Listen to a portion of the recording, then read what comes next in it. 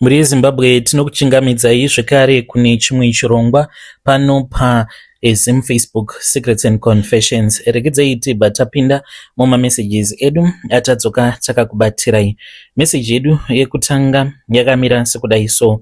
Hanzi iniwo ndinonzi Junior, ndiri murume uye zvekare ndine makore 32 years ekuberekwa, ndinogara muno muPretoria. Nyaya yangu yakaitikawo ndichachinja makore because ndinotya kuti zvimwe kuda vamwe vanokwanisa kuzobatanidza nyaya yangu vakandiziva negore racho pazvakaitika, nekuti kwakaitika shura when one of our family members died muno muPretoria. Ndachinja zvekare nekuprovince kwandigere asi ndiri muSouth Africa. Vazhinji vanotogara muprovince mandinogara mukomanashi nyaya iyi vanoiziva. Saka mukoma ndakati ndauya kuno kuSouth Africa ndakabva ndachizotanga kushanda. Ndaingoshandawo basa ndikatanga kuitawo zvezvimakawash mulocation mandainge ndichigara. Ndakatarisa ndikastudya situation ndikaona kuti mabasa anonetsa muno muSouth Africa. Zvandakazoita mukomanashi ndezvekudai, ndakatanga kuita yavanoti subscription fee, something vanhu vazhinji vemuno muSouth Africa zvavainge vasingambofungi kuita, kuti kana uine maloyal customers ako, instead yekuti every time panouya kuzoti unge uchizogeza motikari yake omuchaja mari yakawanda, unongomuchaja at least mari inenge isina kuwanda, but kana ouya anofanira kuti anga achibhuka so that unge uchimuudza paunenge uri free. This model of business, it was very successful, zvekuti ndakazotosvika pakuzotosponsewa tikazotanga Chisa Nyama, but maSouth African pavakazoona kuti takange tava kuita mari because tainge tafoma sort of like ka cooperative, ndakange nda overestimate maSouth African ndichifungidzira kuti vanhu vanokwanisa kushandidzana nevamwe vanhu vekune dzimwe nyika, but once vakaona kuti zvinhu izvi zvine mari vanobva vatongokurova chimwe chicoward chekuti kana wega unopa kutenda. Saka takatotanga kutorana Chisa Nyama yedu. Ndini ndakange ndiri manager because business here, aiwa business ndinogona kungoshaya zvangu mukana, but kana riri sebusiness ndinogona kurana business. Saka vakandisiya vakandipa chinzvimbo chekuti tinoda kuti unge uchizova our manager. Zvechokwadi ndakange ndichirana business ivo vainge vachingouyawo dzimwe nguva vachingobatsira nekungoita maABC. Ivo vakange vari interested chaizvo mumari, kuti mari yatinenge tichiita tinenge tichimboita mari ende nekuzogovana. Ndipo pavakange vakangwarira ipapo pakunogovana kwatainge tichizoita mari, but the day to day running ndini ndakange ndichiita marunnings ose. Saka vanditorera Chisa Nyama iya mukoma, vakati unofanira kuti unge uchizova mushandi, tava kukupa mari iri salary. Nekuda desperation ndakashanda, but ndakaona kuti zvakange zvisingabudi because ndini ndaita mabasa ose, ivo vagere koma locations, ini ndichivashandira. Ndakasvika pakuramwa pandakazosangana neimwe mbinga, makange muri mugore ra22. Saka mbinga iyi yaindiziva kubva kudhara kukawash kwangu, uye zvekare sabusinessman you would marvel whenever you would come to that kawash, because zvinhu zvakange zvisati zvakamboitika mulocation imomo kuti kunowanikwa kawash inozara saizvozvo vanhu vachiunza motikari dzavo. Saka aiti you Zimbabweans munokasika kufunga, munoredha situation inenge iri paground. Saka ndakazomuudza zvose zvakange zvaitika, kutorerwa Chisa Nyama iya yandainge ndakasponsewa noumwewo mudhara wemuno muSouth Africa. Akati usawara zvako, akati kwandiri akange achida kundibatsira in life and ainge achida kundipa mari yekuti kana ndanzi ndinenge ndaita mari hakuna umwe munhu anokwanisa kuzonditorera mari iyoyo, but akati hakuna munhu anokwanisa kuzokutorera mari iyoyo kunze kwemuriridzi wayo mari iyoyo. Vanhu vemunomu, as you know, kuti vazhinji vacho vanobhiliva muchivanhu kudarika isusu vekuZimbabwe. You can see even dressing dzavo, kuti dzimwe hembe dziya ndinotoseka kana mamwe maKristu ekuZimbabwe anenge achikudza kuti andiite zvemidzimu, but kana kuri kunzi rinenge riri zuva kana recultural heritage day kana African day, unotomuona akatopfeka hembe dzechiZulu kana kuti hembe dzechiSotho depending nekuprovince kwaanenge ari, votoenda kuchechi musingazivi kutoti ndo hembe dzavo dzemashavi emunomo, zvakaita semicheka yeretso yekuZimbabwe. Zvinhu zvandakange ndisingatozivi kuti atori machira emashavi iwawo, but vanhu vari advanced, vanobhilivha muculture yavo, vanoinvolva culture yavo pazvose. Saka akatanga kundidzidzisa zvinhu zvakawanda about tradition yemuSouth Africa. I discovered kuti munhu aifarira n'anga stereki. Achitaura neni kudaro akange achitoda kutoti ndinge ndichienda naye kuChipinge, because vanhu vemuno muSouth Africa Chipinge vanoinzwisisa ende vanoiziva. Vazhinji vanonzi vanozoromba vemuno muSouth Africa vanotoenda kuChipinge kana kuti kuMozambique uko kuna naTete, ndo nzvimbo dzaainge achindiudza idzodzo kuti ndoda kuti unge uchizoenda neni kuChipinge. I hear kuti there is a lot of witchcraft kuChipinge. Saka ndaigogara ndichingomuvimbisa kuti hatichazoenda tose. Akazoita zvinhu zvake, but munhu ainge agara akatoromba nechekare. Akabva achizondipa motikari akati ndoda kukupa gift yekuti hakuna munhu akambogara akakupa gift yakadaro. So I was expecting kuti maybe achangondipa mari. Akabva andipa motikari, akabva ati motikari iyi yandakopa ndiyo altar yako. Ndikati pava kutaurwa zvemaaltar. Akanditi kunyangwe Abrahamu akange aine altar, akatonzi gadzira altar.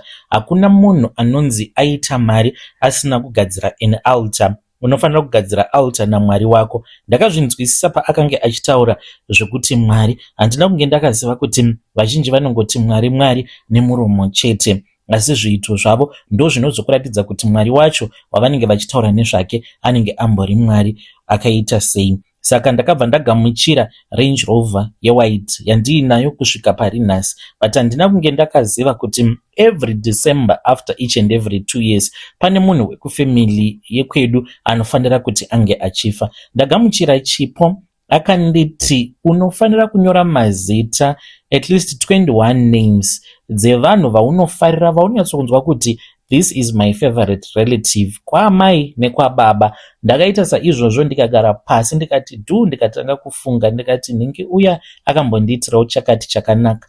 Ndichinyora mazita awa ndakanyora ndichifungidzira kuti vanhu vandiri kunyora mazita avo in the future ndinenge ndichifanira kuti ndige ndichizovapa mari kuvabatsira. Ndakange ndisingatozivi kutoti ndivo vanenge vatori masacrifices angu. Ndakaita zvinhu izvi ndiri murudo ndichiti ndidzo hama dzangu dzekutanga dzandinofanira kuti ndinge ndichizobatsira idzodzo kana kuri kunzi ndinenge ndaita mari. So mukomanashe ndakabva ndachizonzi ndinge ndichidzokera kuZim, ndikati it is okay. Ndakabva ndadzokera kuZimbabwe ndichitofamba neRange Rover. Kunyange zvangu ndakange ndisina mapepa angu, ndakatsvaka driver munhu akange aine permit. Motikari yainge yatochinjwa ownership yatova muzita rangu. Ndatsvaka driver wangu, ndiye akandidriva kubva muno muPretoria kunobuda kumba kwedu kwatinobva kuZimbabwe. Saka ndakati ndasvika kumusha ndikati iwe washanda. Mushure mekunge ndawanawo license ndakatanga kudriva muZimbabwe ndingori neprovisional chete, apa ndichifamba neGP. So ndaingotiwo ndikabatwa nemapurisa ndobuditsawo mari. Saka driver wangu ndakamuudza kuti ndichazokubata chimboenda wonoona mhuri yako, ndozokubata kana tava kufanira kuti tinge tichizodzokera kuSouth Africa. Ndainge ndakaudzwa kuti hama dzako dzose idzo dzawakanyora pamapepa unofanira kuti unge uchizodzishanyira dzose one by one. Omukwidza motikari woenda kumashops onomutengerawo grocery. Ndikati zvakanaka. Mari ndakange ndatopiwa. Saka ndapiwa mari iyoyo mukomanashi ndakaudzwa kuti ndinofanira kuinyika mumvura ndobva ndazoiyanika panze, which was very weird mukoma. So ndakazoti ndatanga kufamba, ndakange ndichitakura hama dzangu dzose one by one ndichidzitakura, then ndichienda navo kushopping. Zvechokwadi mukoma, vanhu vakafara vachitoti mukomana zvawanirwa nyasha, zvinoreva kuti nesuwo tinenge tatowanirwawo nyasha naMwari. Havana kunge vatoziva kuti vainge vafarira n'anga yainge ichazorepa amai. Saka after that ndakazodzoka kuPretoria, ndopakazonoitika shura. Ndinotya kutaura kuti chii chakaitika because ndine hama yangu yakazofa muPretoria, uyo wandakatanga kukwidzawo motikari nekutengerawo magroceries ndikamusiya muSouth Africa. Saka pakazoti pashayika hama yangu yekutanga, ndopandakazoudzwa chokwadi chekuti ndakange ndajoina cult, but inova iri cult yekuNigeria. Ndiko kuromba kwangu kwandakaita ndigere zvangu muno muPretoria. Motikari yangu ndinayo. Motikari iyi ndiyo altar yangu. Kunyange zvikanzi ndasangana nemunhu wandinenge ndisingadi kuuraya, kana ndikaona kuti anenge aine chipo chake chiri paari icho chaakazvarwa nacho, ndikangomukwidza mumotikari iyoyo Range Rover yangu yewhite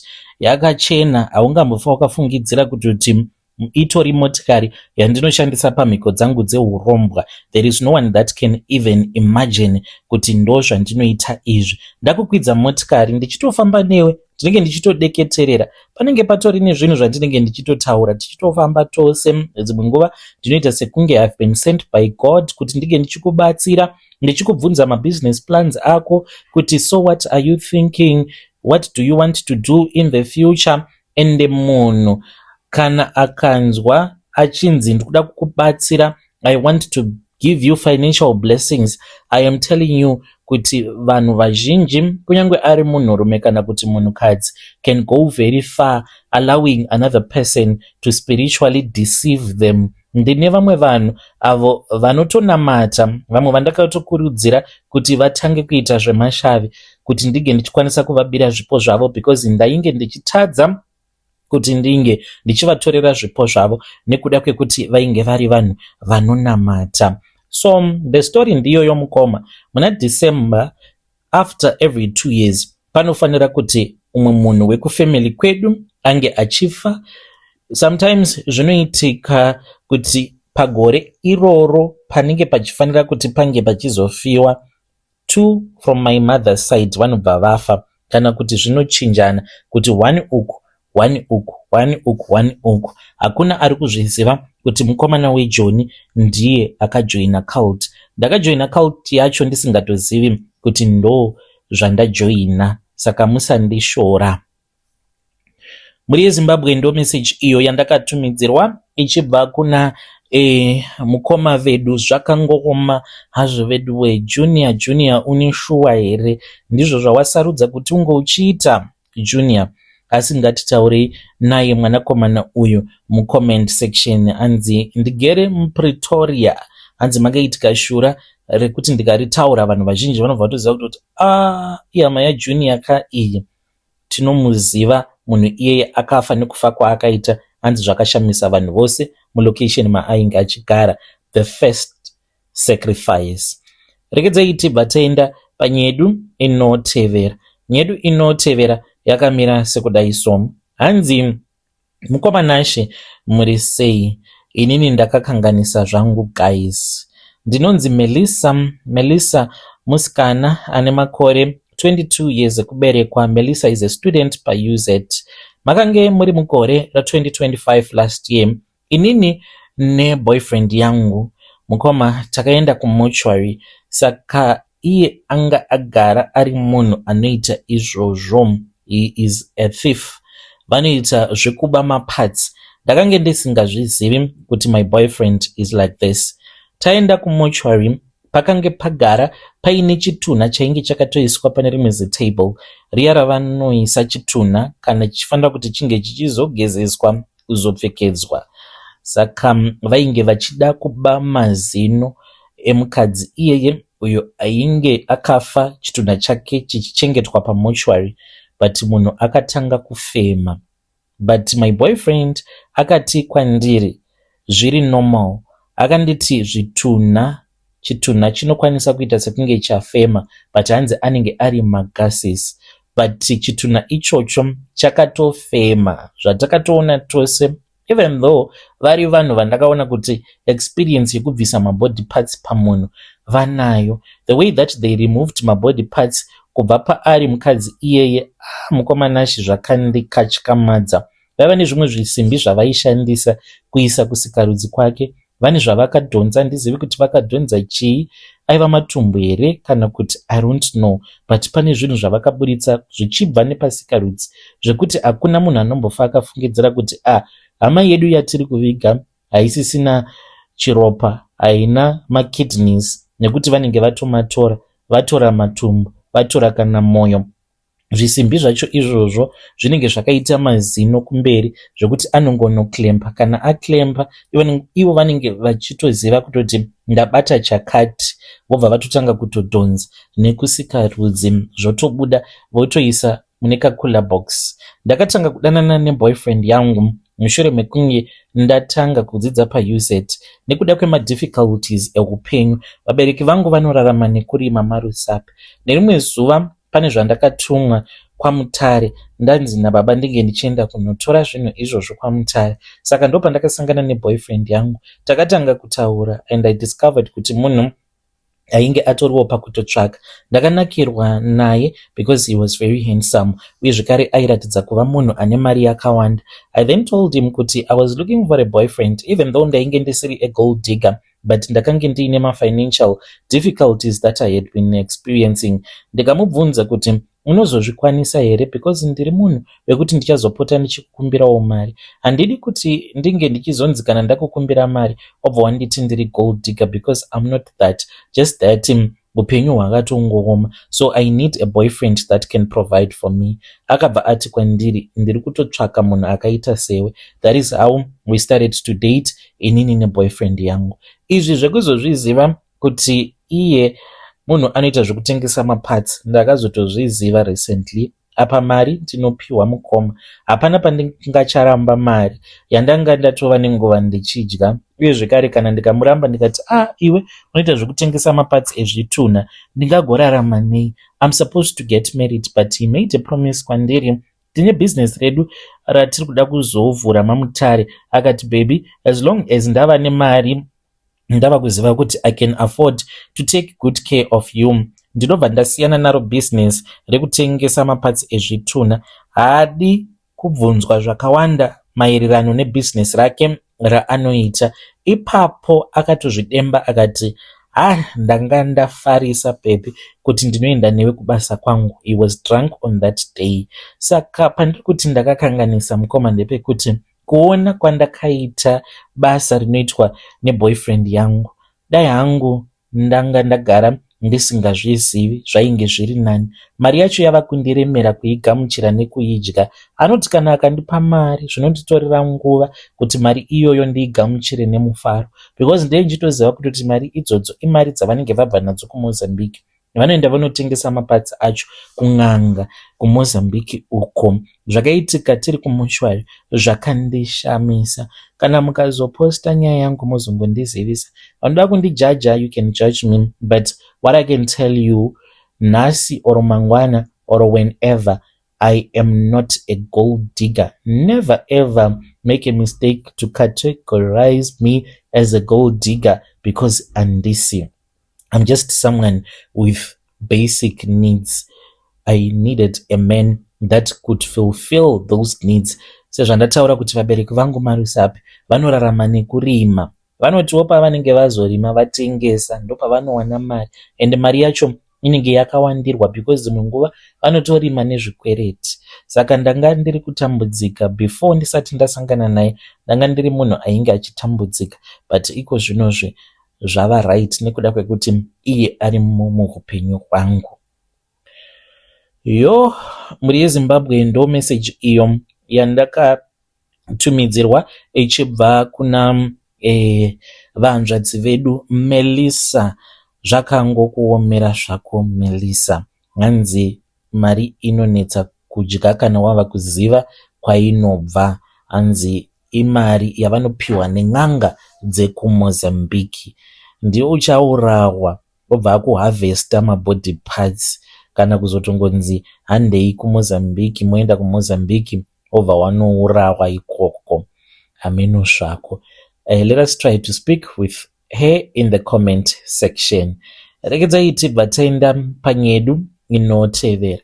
Nyedu inotevera yakamira sekudai so. Hanzi varume iko zvinozvi ndiri kurwara apa basa rangu randinoita kunyangwe pakunokaka tende ndava kutobhadhara mamwe matruck driver kana kuti vamwe vanhu vanenge vari padhuze nepandinenge ndichilodha kana kuoffload kuti vandikakire matende patruck rangu uye zvekare nekuzomapeta because ndiri kurwara mukoma ndoita sekunge ndine maronda mudumbu. Izvezvi ndichati kana ndadzoka kubva kuZambia pandichadzokako kuSouth Africa ndichatomboenda kwadoctor. Ndinonzwa sekunge ndine maronda mudumbu, ndikanonoka kudya ndinorwadziwa zvisingaiti, ndinenge ndichinzwa kutsva. Kana paine madoctors wo pano, masymptoms andinonzwa ndiwawo. Ndinoti ndikanonoka kudya ndinototanga kunzwa kutsva, kudikitira, uye zvekare mudumbu mangu munenge muchipisa, muchiita sekunge mune maronda mudumbu. Asi kana ndikazoisa something mudumbu ndinobva ndatopora kutoita right. Asi dambudziko ndiroro mukomanashi riri kunditambudza. Dambudziko rangu rakatanga ndakarorawo last year, by the way. I think ndakadyiswa nehama dzemudzimai wangu. Saka ndakange ndine musikana wangu uyo wandakasangana naye paTikTok. I love her shame. Ane mwana wake 1, even though tisati tava nemwana, but she is the love of my life. Ndakange ndine mukadzi wandainge ndichigara naye munomu muJoni. Mukomanashi zvakaoma. Mukadzi uyu aita zvaainzwa kuda nethe fact yekuti ndiye akandibatsira kutora license. Zvakaitika ndakange ndichigara hangu mumaplots ndichizvishandira basa rangu regarden boy. Saka takabva tachizongosangana nawo, ndikamupfimba, ndamupfimba akati iripo, ndokubva tatanga kugara tose. Sezvo akange ari munhu ainge achiziva upenyu, because previously she was married to a driver. Saka akatanga kundikurudzira kuti ainge achida kuti ndige ndichizotora license. Ndakaita saizvozvo, but ndakazotanga kuona kuti pane zvose zvaainge achiti ndige ndichiita, it was like aida kuti ndige ndichiva sort of like a ex-husband. Handizivi kuti ndingazvitsanangura sei. Zvimwe zvakandibata ndezvekuti patakatenga motikari yedu yekutanga, akameka sure kuti tanotenga the same exact model yavainge vachishandisa iye nemurume wake. Kana kupfeka kwacho kwandainge ndichiita, pakunotengerwa hembe paya, hembe dzacho mukomanashi dzaainditengera waingoona wega kuti munhu uyu ane ka element of jealousy. Saka I would just tell myself kuti maybe she's a jealousy woman, because iye anotya kuti zvimwe kuda kana ndikaramba ndichipfeka hembe dzakanaka ndinokwanisa kuzotsvaka umwe mukadzi. Saka ndakangoti she has the right to be jealous, but ndisingazivi kuti ainge achitondishepa so that I can look more like her previous husband.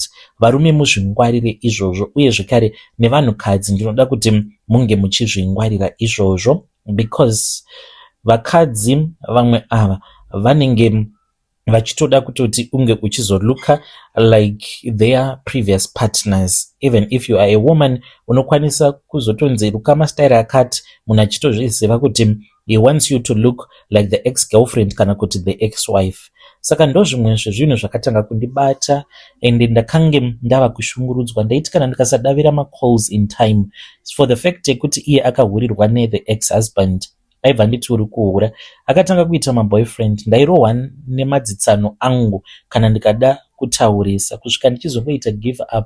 Komanashi nerimwe zuva ndakatsamwa zvisingaiti, ndakatora chiAA defensive, ndikabatidza stove, ndikazvikanda pamusoro pestove.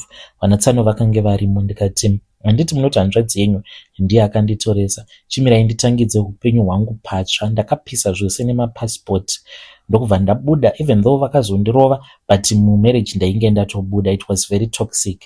Ndakazomboita stuck, ndokubva ndambodzoka kuZimbabwe ndikagara. Then ndokubva ndachizotora maparticulars angu ndikazotanga kushanda as a truck driver. This woman who is now my wife achizopindawo muupenyu hwangu. Ndakangosanganawo nevidhio rake, ndikangonakidzwawo nemaziso ake. Then I commented, ndindeka ndakatokomenta pavidhio iroro, tikatotanga kutongotaura zvedu. Then ndokubva andiudzawo situation yake, ndikainzwisisa.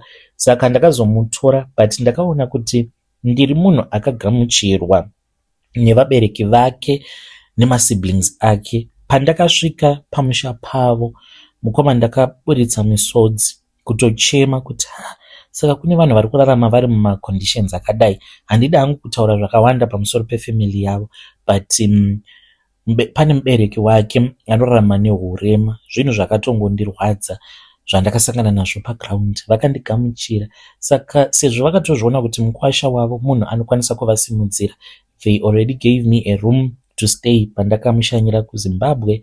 Saka izvi ndo zvimwe zvakatsamwisa vamwe veukama. Hamenowo kuti ivo vainge vaine maitiro avainge vachida kuti zvinge zvichiitika nemadevelopments andakatosiya pamusha patovakwa. Ndikatoti panofanira kutoti pange pachivakwa, izvi hazviiti kuti vanhu vanorara mudzimba dzemapango. Saka painge pangova nesort of like magarage ainge angovapo. Ndakazoenda ndikabva ndachizonoroora mudzimai wangu. Ndakamuroora last year. Saka handiti pakuroora sevakwasha munozonopiwa zvokudya. Ipapo patakapiwa zvokudya ndipo pandakagadzirwa according to what I was told. Nezvandiri kufungidzirawo ndinenge ndakagadzirwa, because yangu nyama yandakadya yainge iine funny taste, yaita sekunge yainge yamwaiwa soda. Sekuru vangu vakatoinuhwidza vakati nyama iyi haisi bo, but ngatingodya, because tikasadya zvimwe kuda vanokwanisa kuzoti tavashora, tiri vakwasha, tiri vaenzi pamba pevanhu.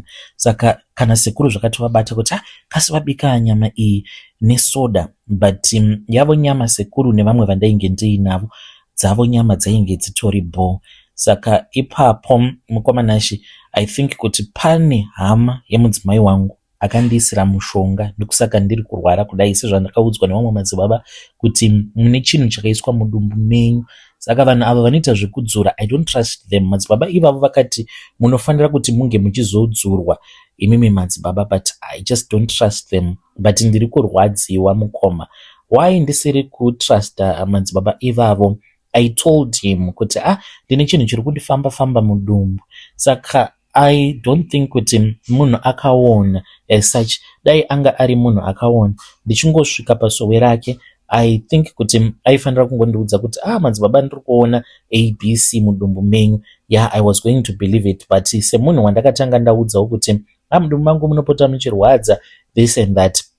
Saka zvinhu zviri kutondibatawo mukomanashi kuti saka ndichaita sei, ndofira here yekunzi ndakaroora mukadzi wangu, uye zvekare ndikachinjawo upenyu hwake neupenyu hwavabereki vake, nekuti kune vanhu vaitarisira kuti vanofanira kungoramba vari vanhu venhamo vanenge vachingorarama upenyu hunenge huchingorwadza. So right now ndiri kunoku kuZambia, sezvandataura. If you know anyone anokwanisa kundibatsira, kundirutsisa chimwe chinhu chandanga ndatokanganwa kutokuudzai, ndechekuti on that day takazorarako ikoko, because kumavillages kumachonyonyo, so kwakange kuchinaya. Tikaona kuti hazviite kuti tinge tichinzi totanga kupinda muroad kudzokera kumba, so we had to sleep there. Ndakarara mukomanashi, ndakatanga kurota vanhu vakafa. Kubva ipapo kusvika pari nhasi ndiri kurota vanhu vakafa every night. Inyaya iri kutondishungurudza. Wanguwo mudzimai mukomanashi nedzimwe nguva dzekuti unomunzwira tsitsi. Pane zvimwe zvinongoitika paari, anokwanisa kungomuka achiita zvekuvhumuka achiscreama. Ndikamubvunza anoti ndaona munhu, but munhu uyu anga ari munhukadzi, anga achiti kwandiri, buda mumarriage imomo, uri kutsvakei, buda mumarriage. Saka ndatova neconfusion. Ndichiuya kwamuri mukoma, ndikudawo kuti vanoziva about the spiritual realm vange vachindibatsira. Mudzimai wangu uyu wandakaroora, kuti anogona kunge ari mukadzi wengozi here kana kuti kwete, ndibetsereiwo without judging me.